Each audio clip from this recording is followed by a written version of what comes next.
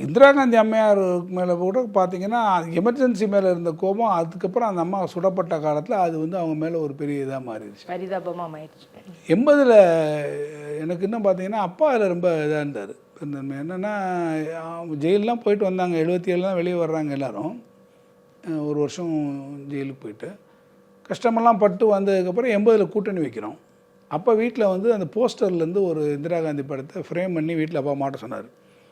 அது வீட்டில் மாட்டினோம். அப்புறம் கூட்டணிலாம் போயிடுச்சு. 80க்கு அப்புறம் கூட்டணி போயிடுச்சு, அவங்க வேறு மாதிரி போயிட்டாங்கன்னா எல்லாரும் கட்சிக்காரங்க அந்த அம்மா படத்தை எடுங்கன்னு அப்பா மாட்டேன்ட்டார். என்னதான் இருந்தாலும் அந்த அம்மா ஒரு மிகப்பெரிய இன்னும் வந்து வீட்டில் அப்படியே தான் இருக்கும். அது எனக்கு ரொம்ப ஆச்சரியமாக இருக்குன்னா, வீட்டில் அப்போ வரிசையாக படம் மாட்டியிருப்போம். நாவலர் படத்துலேருந்து பாவுசா எல்லார் பேராசிரியர் எல்லா படம் இருக்கும். பெரிய கட்சியினுடைய மூத்த தலைவர்கள் எல்லார் படமும் இருந்தது. கட்சியிலேருந்து கலைஞரை விட்டு ஒவ்வொருத்தராக போக ஆரம்பித்தாங்க. எமர்ஜென்சிலேருந்து ஆரம்பித்தாங்க. கட்சியில் எதாவது சொல்லிவிட்டு ஒவ்வொருத்தராக போகும்போது ஒவ்வொரு நாளும் அதுக்கு முன்னாடி ஒரு சூளை போட்டு ஒவ்வொரு முறையும் அதை ஒவ்வொரு படமாக கலட்டிகிட்டு இருப்போம். கடைசியாக பேராசிரியர் படம் தான் இருந்தது அங்கே அந்த சமயத்தில் கலைஞரை விட்டு போனவங்க.